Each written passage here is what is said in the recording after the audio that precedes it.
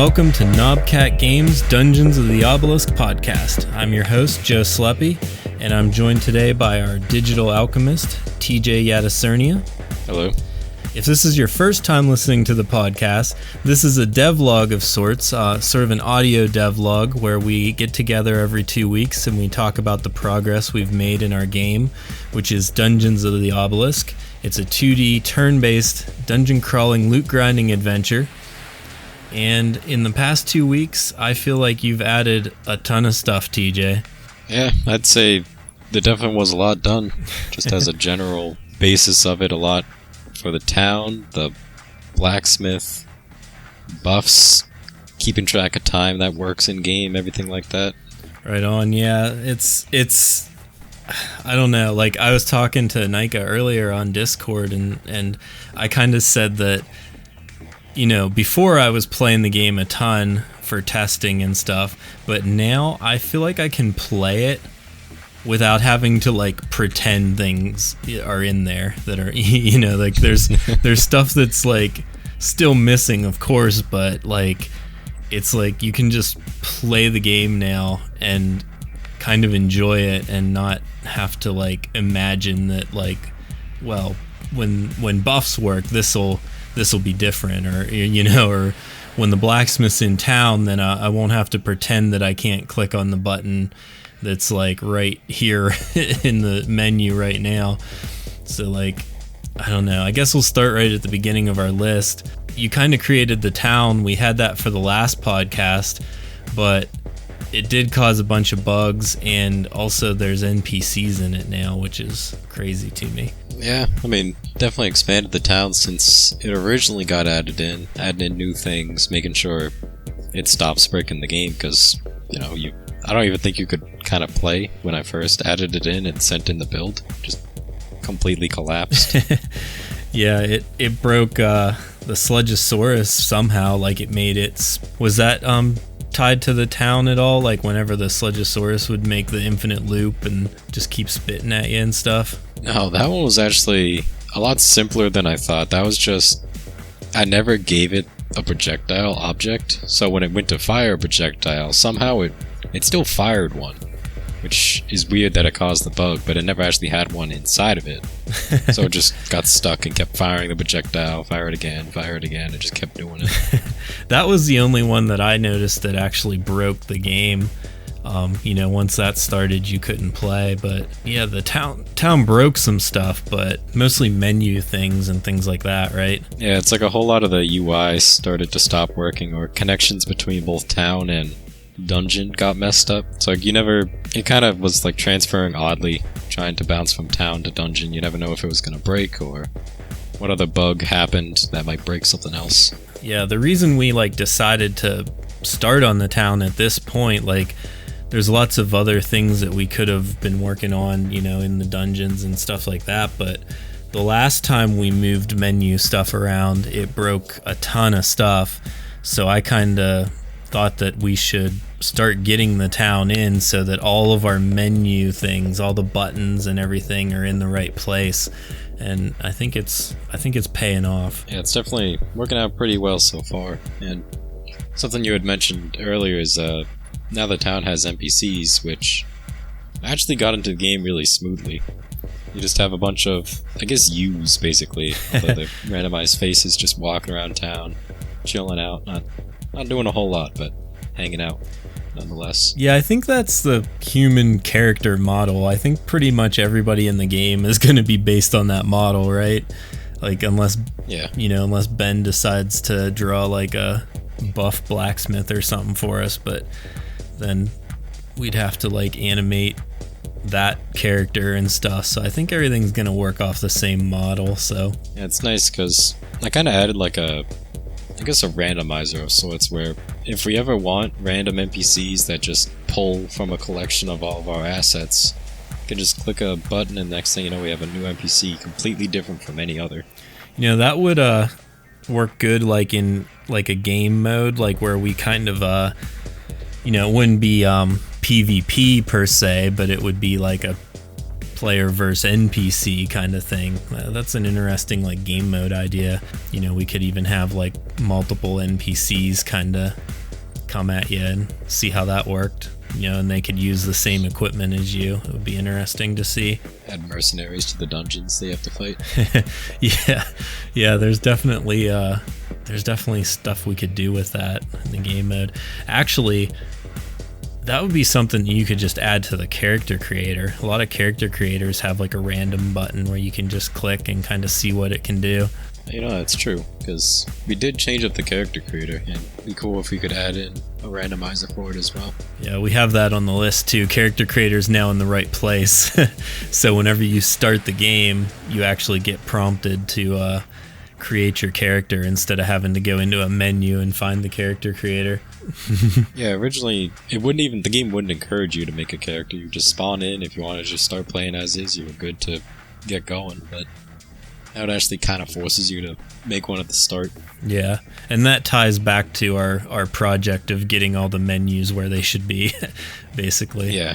Also added in the transmog scroll, so you can change your character's appearance kind of whenever you want, if you have, you know, the currency to buy one.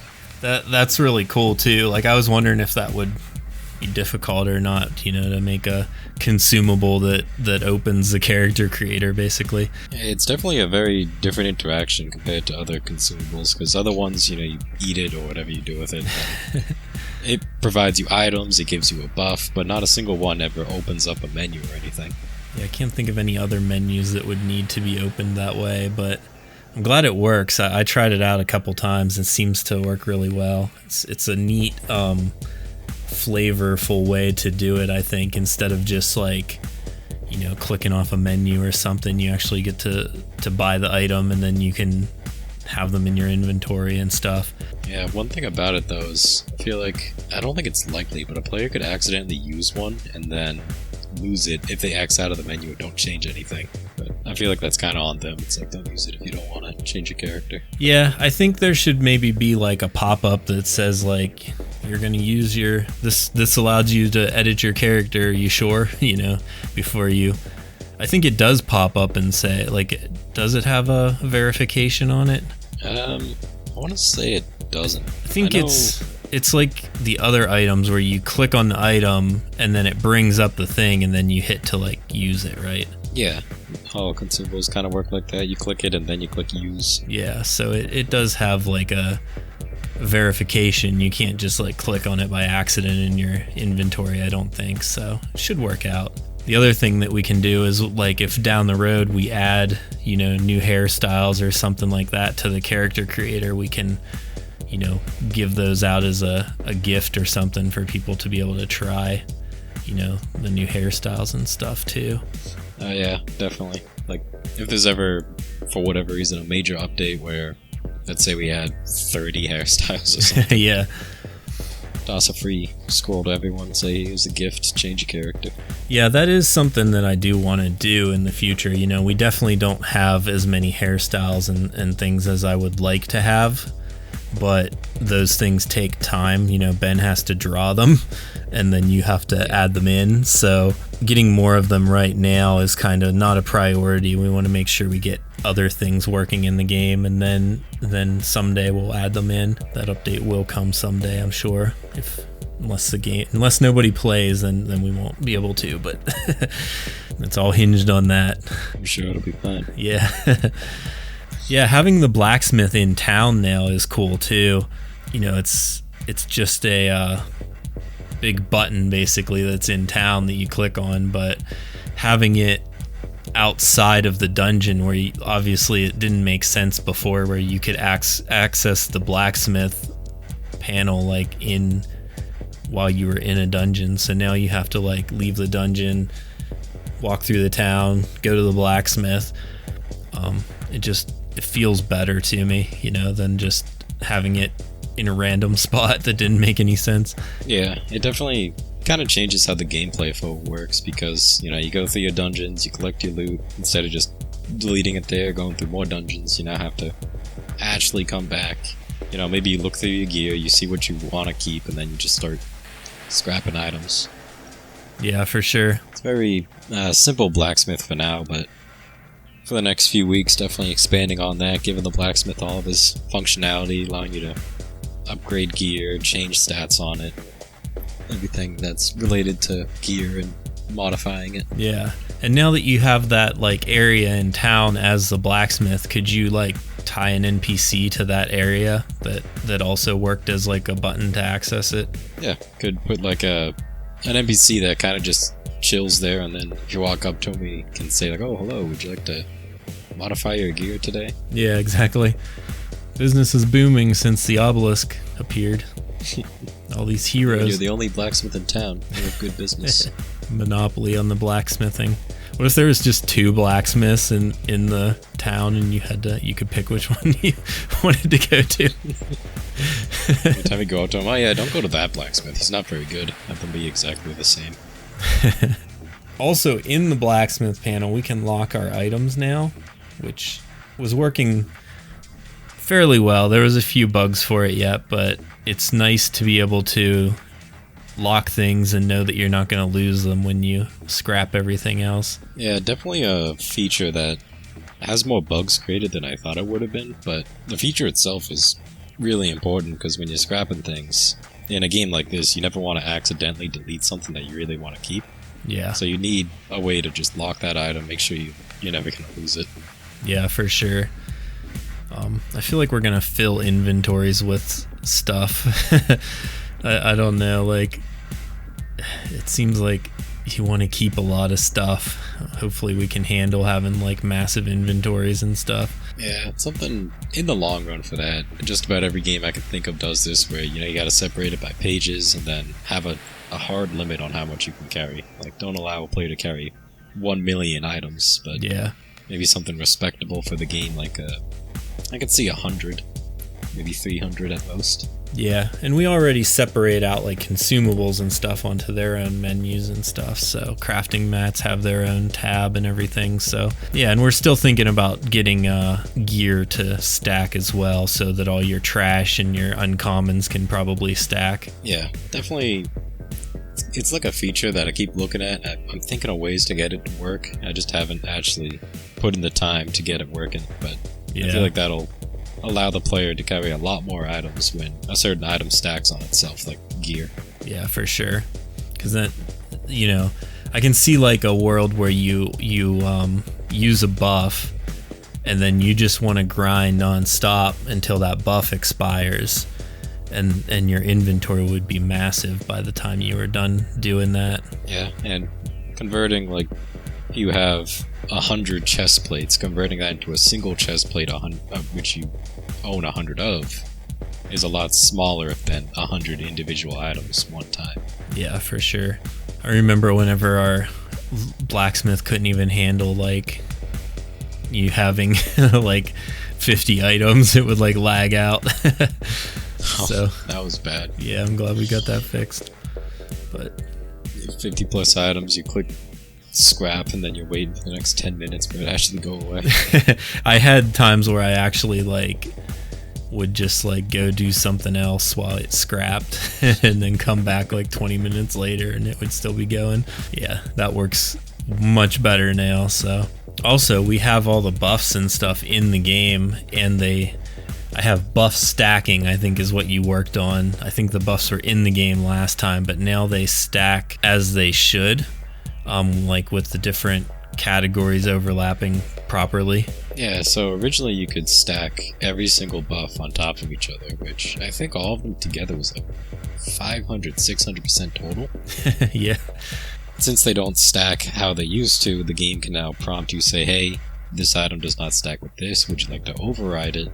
It has this much time remaining. Really balances things out and makes sure that the buffs work how they should.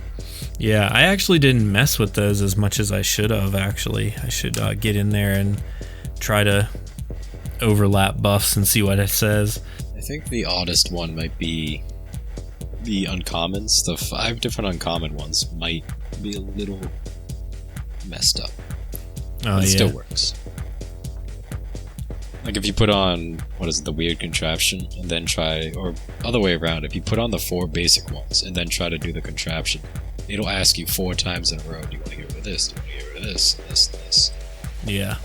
Since you have to delete all 4 of those before you put on the contraption. Right. I feel like most of the time, like, people aren't gonna have, they're gonna buy the 4 basic ones and then convert those into contraptions, which is how it's supposed to work. So they shouldn't very often be trying to overlap a uncommon buff with the contraption, but I guess it's something that we need to make sure works properly. Yeah, it's like, unless you're really messing around with buffs, I feel like you probably wouldn't notice that happen. Yeah, I should go mess. I'll go mess with them later and see if they how they work. But it's cool that they're in there. And the thing about our game that I do like is a lot of other games, it seems like, don't let you stack buffs.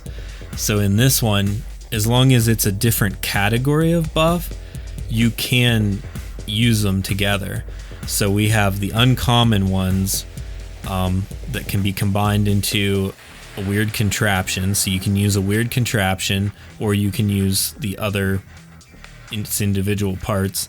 Then you have like the Barsoom, and there's also the baby Barsoom that's like a smaller version of it. So those you can't use together because they're the same kind, but you can still use a weird contraption and a Barsoom. And then the other one that I guess didn't get added in yet is the snack juice. You probably need to make a NPC in town that hands out snack juice. Oh yeah, that item functions. It's just, I guess you can't get it. There's no way to buy it. Yeah, so we need a NPC in town that has his own little storefront, I guess. Yeah, a mini shop. Yeah, just sells snack juice by the 12-pack or something, I guess. Sounds pretty good. Yeah. 12-pack of snack juice. But yeah, I mean, the snack juice is supposed to be like, you know, eventually someday whenever we have, you know, we make our mobile version of the game, which is inevitable, then those snack juice, you'll be able to like watch ads and get those for free. But for now, the snack juice salesman probably sells like, you know, a 12-pack for $1 or $2, I guess. The equivalent of watching an ad. You know, speaking of those, the shop system was, I guess, brought from its early form to its mid form of it. Yeah. It's not done, but it's finally got just about everything that it should offer inside of it now. Yeah, it looks really good. I like how everything's like framed and everything. We just need to get like a lot of text in there so that you know what you're purchasing, I think, is the main thing. And I then, don't want to overly confuse players. Yeah, and then technically there's 4 different shops, so we'll see how it works out when Ben starts designing the town and everything. So in my original design, I actually had 4 NPCs that you would click on them and they would take you to their individual part of the shop. And then, you know, whenever we decided that we needed to slim everything down to the MVP to make everything like as small as possible to get launched, I kind of got rid of all the other NPCs and just combined it to like one shop NPC, and then that takes you to the shop. But I think in our naming conventions that we decided on for the shop pages and stuff, it does make sense to maybe have, you know, in the town 4 different buildings and stuff, but then once you open the menu you can browse through the tabs of the different shops. But something, yeah, I feel like it's one of those things where if we got it in the town, you have the 4 buildings with the different NPCs and such, that's something that looks really cool and kind of adds to the flavor of the town. Yeah. In my own personal usage, I kind of would rather all 4 shops be connected to each other, where I open up one panel, I can bounce between the other 3 quickly and easily. Exactly, that's how I want it to be. Yeah, so the store would work like we have now, where it has the tabs and stuff, and then just depending on which NPC you talk to, it opens their tab first, and then you can just look at the other tabs. Or you can just click on the shop button on the left. Whichever one's more convenient at the moment. Yeah, exactly. But I think having the little shopkeepers in town would add to the game a lot. You know, fleshes out the town, makes it, you know, feel like a real town. There's people doing stuff, selling things. Yeah, definitely adds to it. Makes things look just nicer overall. Yeah, for sure. I have to name all the NPCs again. I have to look in our old document and see if I still have the names of all the NPCs and shopkeepers and stuff. There's also has to be a jeweler eventually that makes you your astrolabes and then sets up for future updates to happen at the jewelers. I feel like it's not easy to think of a name for NPCs. Yeah, I like the fantasy name generator online. You can make names for anything. I've used that before, one of my previous projects, trying to think of the name for like where you are, what's the name of the player, just kind of using that to get ideas. Yeah, for sure. I do that too, where it just seeing a bunch of names, you can decide which ones you like and which ones you don't like, and kind of choose which direction you want to go in. And it's like if you're trying to think of a fantasy name, it's so hard to think of it on your own because we don't use fantasy names in general. It's like I don't know anyone called I can't even think of one. Legolas. Legolas. It's like no one in the modern age tends to have a fantasy name, so it's really hard to think of them. Yeah, I do have names for some of them. The main shopkeeper, I guess the Emporium shopkeeper, I had is named Quillian, and then the NPC that will eventually like help you out, be like kind of your tutorial and stuff. Her name is Ilune, the wizardess. And I had a name for the blacksmith as well. I'm not going to be able to remember that one. And then we also have the town necromancer, which is named Rodney. Rodney. Yeah. Nice. Right, you can name your necromancer Tim from Monty Python. Oh, yeah. It's kind of the same joke, I guess. I wanted some of his text to be like, what? A necromancer can be named Rodney? What's wrong with that? Yeah, when you try to give your child a long, complicated name and they can't remember it, they'll just make up something. Rodney. Last thing on the list, I guess we kind of talked about it already a little bit, but time now exists.